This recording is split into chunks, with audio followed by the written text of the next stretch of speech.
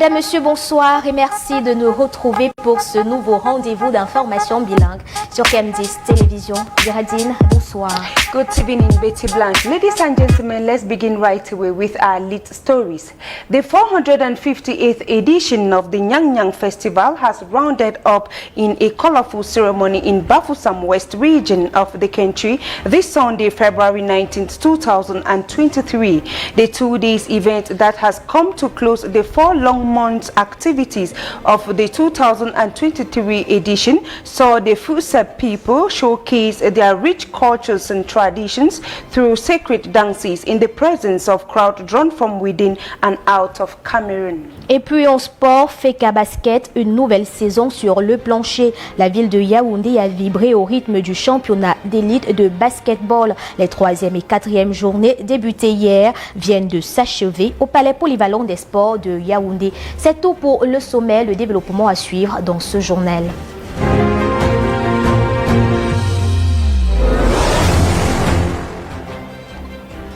La terre de Batouri s'est refermée sur le ministre des Mines, de l'Industrie et du Développement technologique, Gabriel Dodondoké. Au cours de ses obsèques officielles présidées hier par le Premier ministre Joseph John Gouté, représentant personnel du chef de l'État, le défunt a été élevé à la dignité de commandeur de l'ordre de la valeur. Thierry Maniaka pour les détails.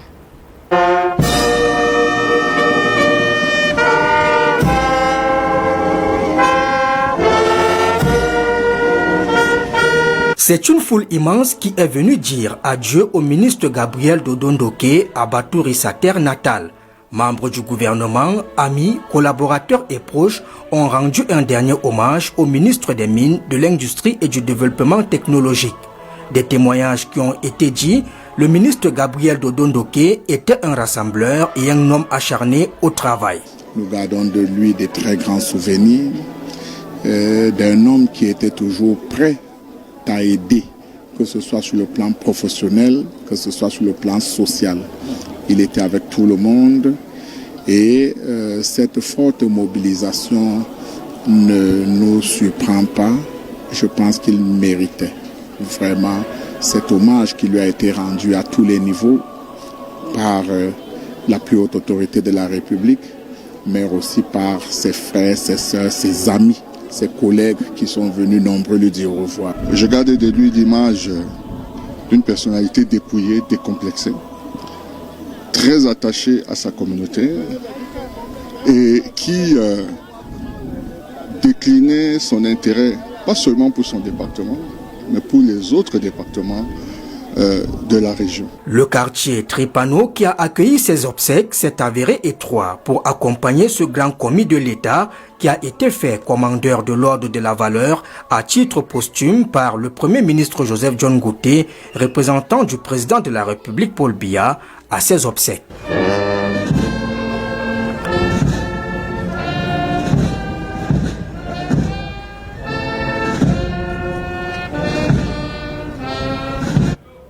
Le Conseil régional de la région du Sud-Ouest a tenu sa première session ordinaire de l'année 2023. Au terme de celle-ci, le gouverneur de la région, Bernard Okalia Bilay, a prescrit la proactivité aux élus locaux dans l'exécution de leurs projets de développement. Maurice Solange Manga pour plus de détails. Dans le Sud-Ouest, la décentralisation et le transfert des compétences sont effectifs. La première session du Conseil régional 2023 a examiné le rapport du Plan national de développement économique et social de l'année dernière. Nous notons avec satisfaction que la décentralisation, le transfert des compétences sont effectifs. Sur les 450 projets, les autorités locales élues, c'est-à-dire les mairies et la région, ont exécuté plus de 80%.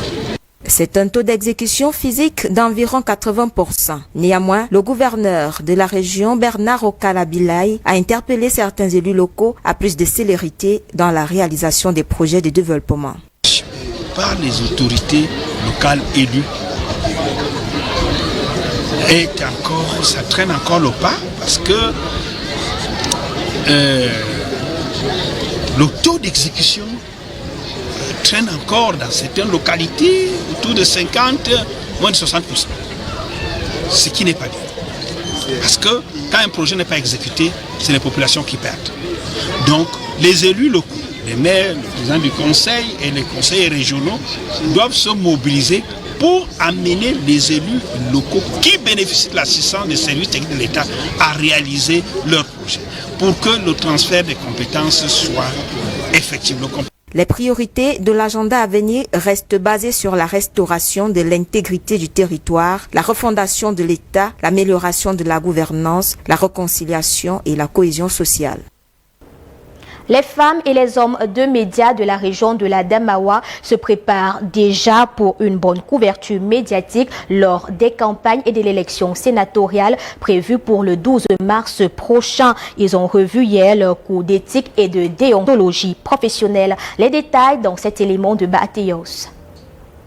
C'est au tour de la patronne de la communication de la région de la Damawa que les journalistes, communicateurs, animateurs et responsables et les CAM antennes régionales se sont mobilisés pour échanger le respect de la déontologie, de l'éthique, de l'écriture journalistique, des lois et procédures électorales étaient les points inscrits à l'ordre du jour. Ceci en prélude aux campagnes élections sénatoriales du 12 mars 2023. Étant donc responsable des médias de la région de la Damawa, nous souhaitons que les choses se déroulent en respectant les lois de notre pays.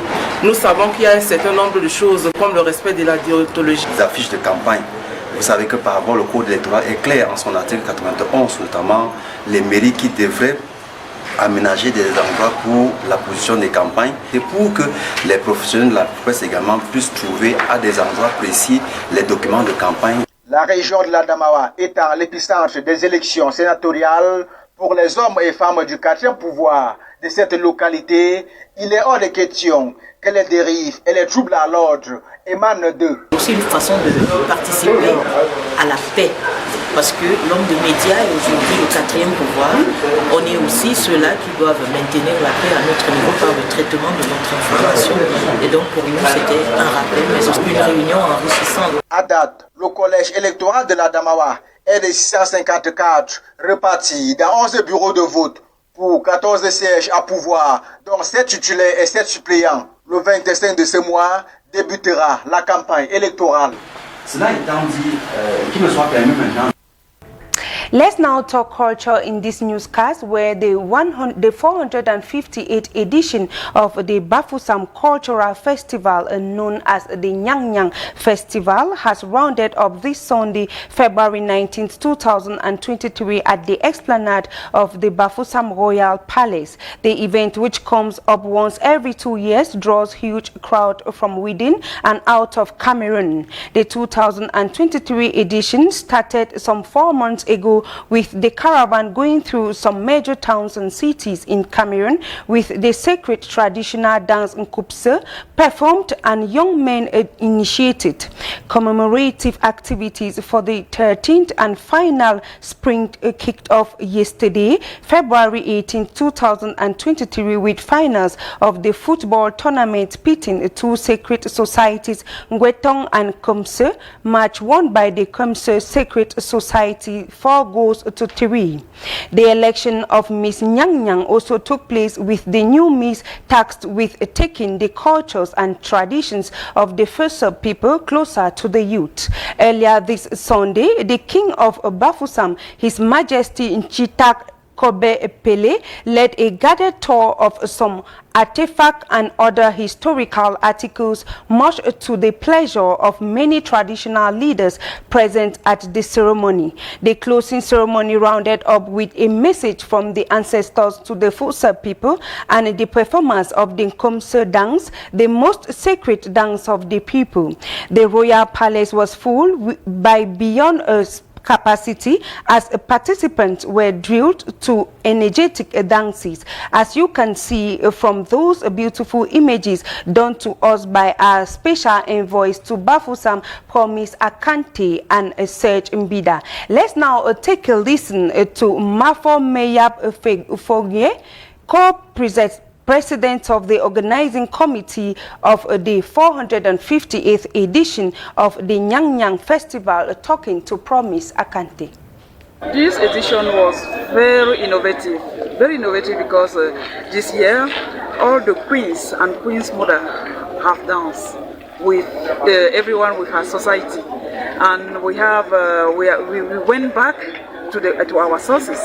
So while traveling through the Noon River, so we went back to the Noon River to reach Bafoussam again, to remind our kids, our parents, that we come out from Tikar. We come out from banking. It was not easy to be here where we are now. So they have to know. So this is the innovative part of the thing. But generally, it was very, very, very successful. How many people do we initiate this year? 8,000 people around. Between 2 years old and 45 years old. Le nouveau chef du village de Nkomse 2, c'est dans la région du centre, est connu. Il s'agit de Menonga Awono, âgé de 43 ans. Après une vacance de plusieurs mois suite à la disparition de son successeur, le nouveau chef a été désigné cette semaine par le collège des notables. Plus de précisions dans cet élément de la voisine Kega. Le village Nkomse 2 connaît désormais son nouveau chef. Sa Majesté Menanga Awono a été désigné ce 15 février 2023 sur l'esplanade de la chefferie de Nkomse 2 par Monatile.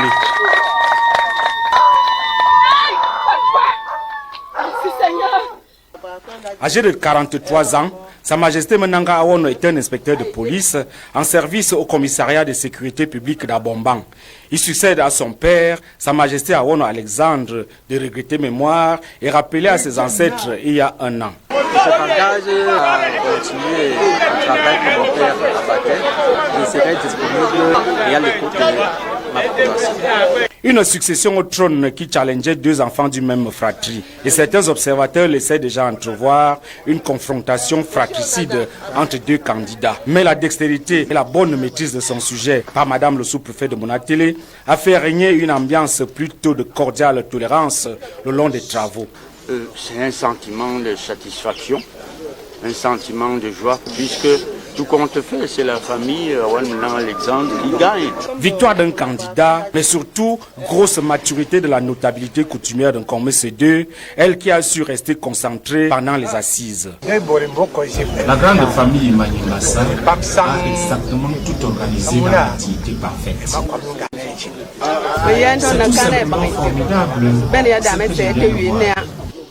Reste que le nouveau chef de Nkomse 2 travaille à concilier toutes les divergences issues de cette période électorale et remobilise toutes les énergies positives vers le développement et l'épanouissement des populations de Nkomse 2, ce grand village.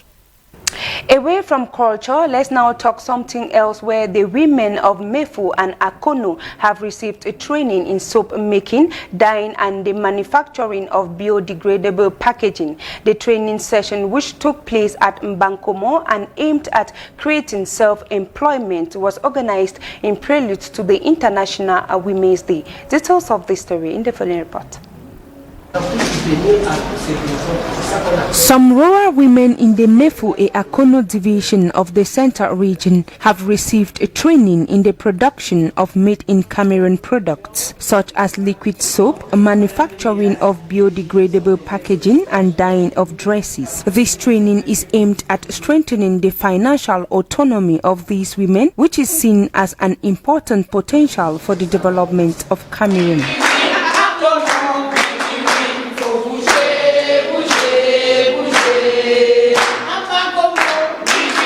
In a country where majority of the population is affected by unemployment, the creation of self-employment appears to be the possible solution for a better empowerment of women.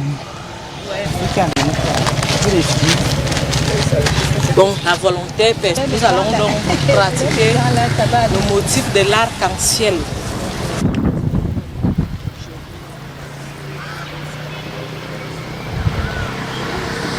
Simple income to exchange training were at the center and can be used by all women in all walks of life.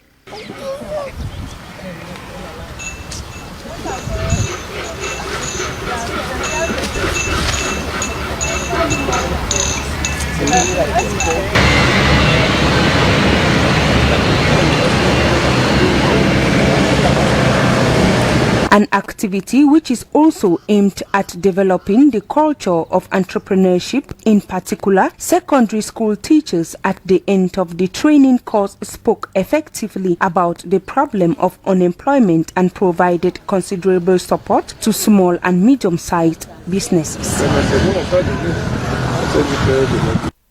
En sport, parlons de la balle orange. La ville de Yaoundé a vibré au rythme du championnat d'élite de basketball. Les 3e et 4e journées débutées hier viennent de s'achever au palais polyvalent des sports de Yaoundé. Et même Moukoko nous en dit plus dans ce reportage.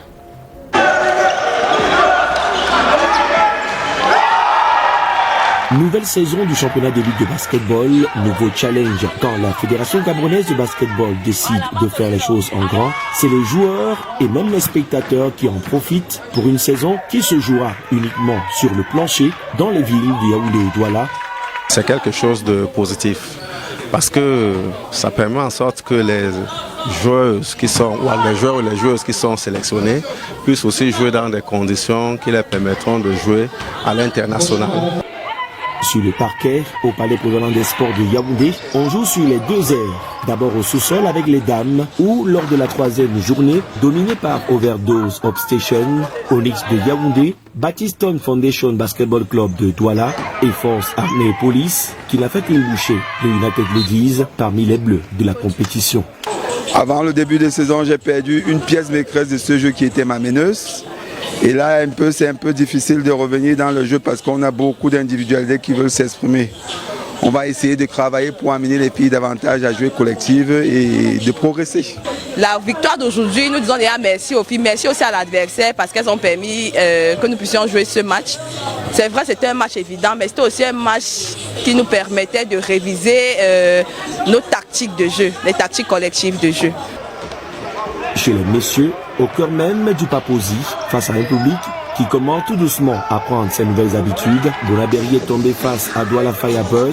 FAP de Yaoundé a pris le dessus sur Alf, toujours de la même ville. Et PA de Yaoundé a marché sur École de basket, mais le match le plus chaud de la journée était celui entre Onyx et Kaji Sport Academy, remporté par le club de Yaoundé.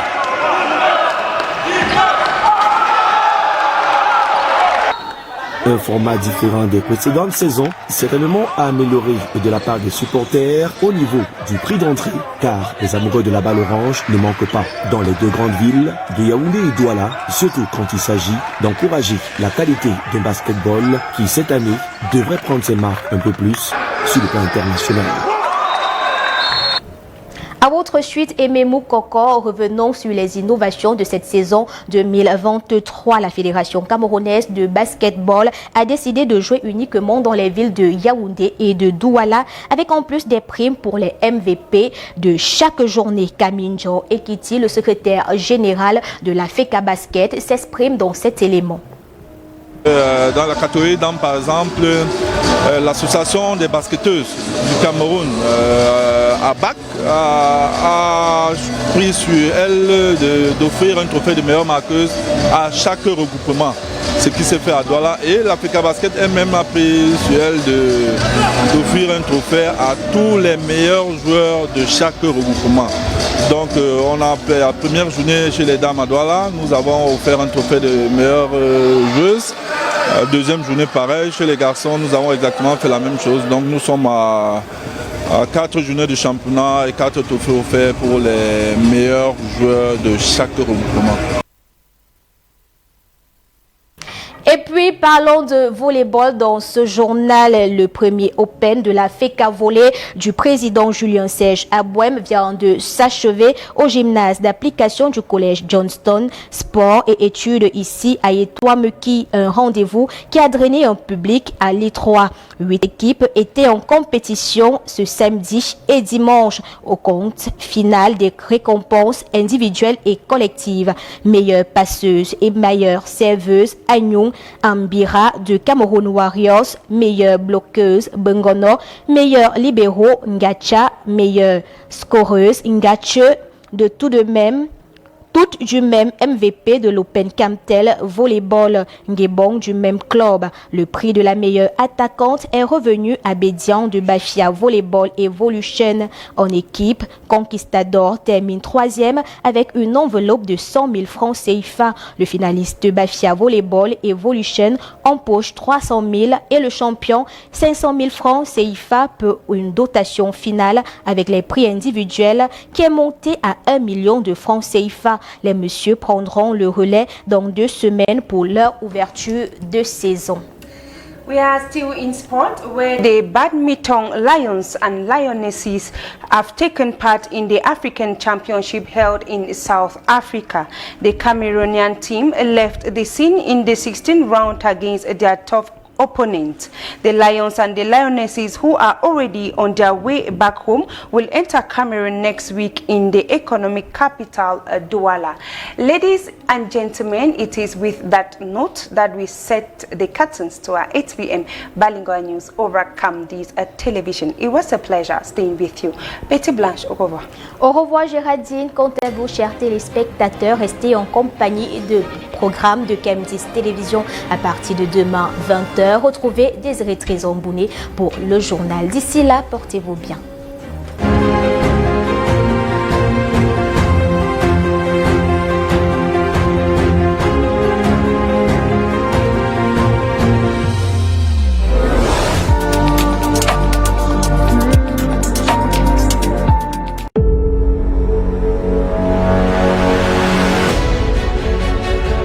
En Afrique, Dieu a créé un pays exceptionnel, le Cameroun.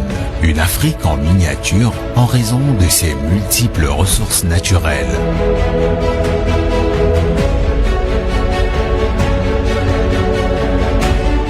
Mais le Cameroun, c'est également un pays qui a doté le monde de talents extraordinaires. Des fils et filles qui, bien que loin du pays, font la fierté de la terre de leurs ancêtres.